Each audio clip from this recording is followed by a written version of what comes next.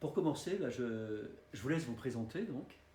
Je m'appelle Hervé Carès et j'habite Limeil-Brévannes depuis 2011.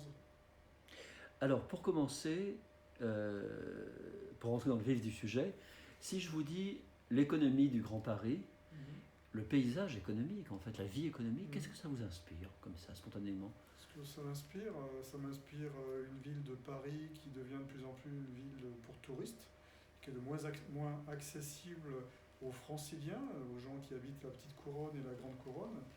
Ça m'inspire également une tierçarisation de Paris qui a été mis à mal par le Covid, avec tous ces immeubles qui étaient dévolus aux bureaux et qui maintenant seront peut-être transformés en d'autres activités, hein, ou en d'autres options comme celle de l'habitation. Ça m'inspire aussi une petite couronne qui est différente suivant les départements, hein, avec une petite couronne qui est plutôt paupérisée au nord et plutôt riche à l'ouest, et avec un paysage plus mitigé au sud, notamment avec beaucoup de forêts, comme là actuellement sur Limeil-Brévannes.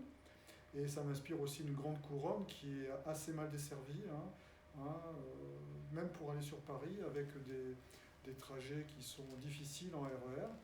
Et bien sûr, c'est l'objet du Grand Paris, c'est de faciliter la transversalité, c'est-à-dire les voyages, notamment sur la petite couronne de banlieue à banlieue, pour éviter les engorgements sur les zones comme les Halles ou d'autres centres où se rejoignent les différentes voies ferrées.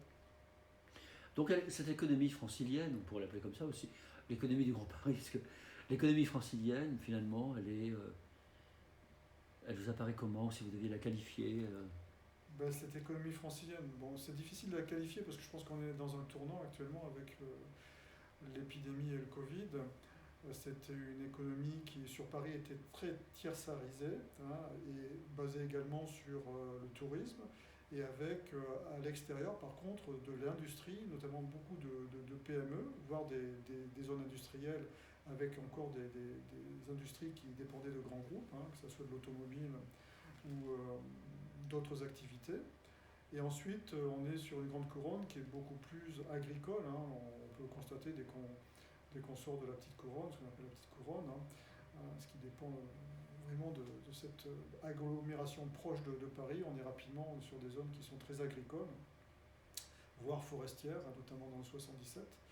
Donc on a cette dualité entre une économie tierçarisée et puis touristique au centre de Paris, une activité industrielle et commerciale à base de PME et de TPE sur la petite couronne. Et ensuite, on est sur la grande couronne avec bien sûr cette activité agricole et aussi une grosse activité logistique sur la grande couronne avec les grands entrepôts. Et compte tenu de tout ça, donc on peut dire bien sûr la crise sanitaire et puis aussi la mondialisation Ouais. qui a ses effets, comment vous imaginez cette économie dans l'avenir? Dans l'avenir, donc il faudrait arriver à se projeter à 10 ans en fait, jusqu'en 2030. On peut considérer que les effets de la crise sanitaire, malheureusement, vont se faire sentir à peu près jusqu'en 2024, ce qui est malheureusement la date annoncée des Jeux Olympiques pour l'instant, hein, ce qui pourrait d'ailleurs avoir quelques conséquences, hein, à voir, disons, pour les Jeux Olympiques. Alors comment je la vois? Je pense que le fait est, c'est que cette gentrification de Paris intramuros va se poursuivre. Je pense qu'il va y avoir une bascule des classes moyennes supérieures sur la petite couronne, hein, et avec une grande couronne qui va également se peupler, hein. Alors sur le plan de l'économie, les conséquences, eh bien, c'est que les faits que j'ai cités, comme la tierçarisation, peut-être qu'elle va disparaître peu à peu, puisqu'on voit très bien que le Covid a des effets sur la location des espaces de bureaux, hein. Donc on va avoir certainement un changement de modèle économique sur ce plan-là, au sein de Paris intramuros, avec beaucoup d'espaces qui risquent d'être inoccupés tout simplement. Peut-être des transferts de ces bureaux vers la petite couronne, où les espaces sont quand même moins chers, hein, donc resteront quand même abordables. Hein, c'est d'ailleurs le cas de pas mal de sièges de grands groupes qui sont partis en petite couronne et qui avont été intramuros.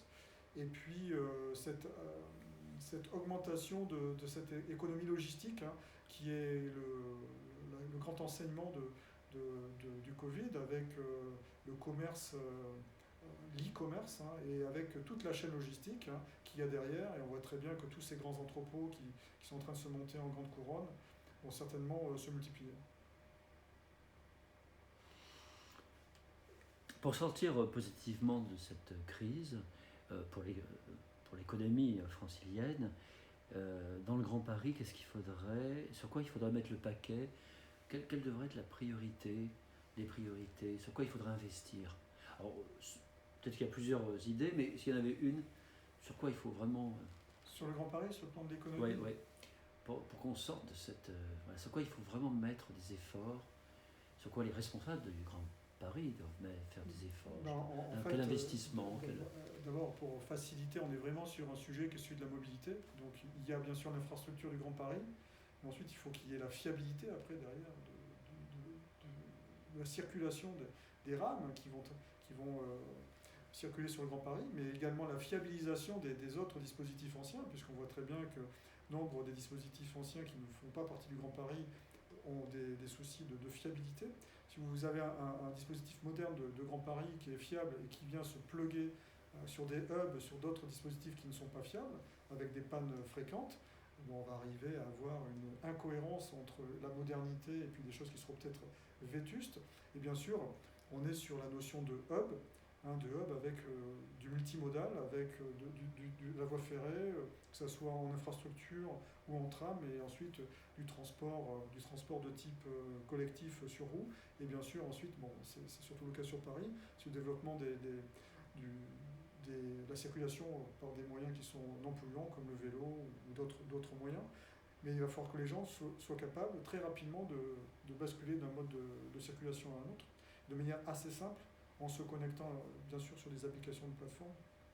Il faut vraiment que la fiabilité, il y ait une cohérence sur la fiabilité entre les rames qui vont circuler sur le Grand Paris Express et les autres qui sont issus d'un réseau qui est beaucoup plus ancien, que ce soit celui de la SNCF ou de la RATP.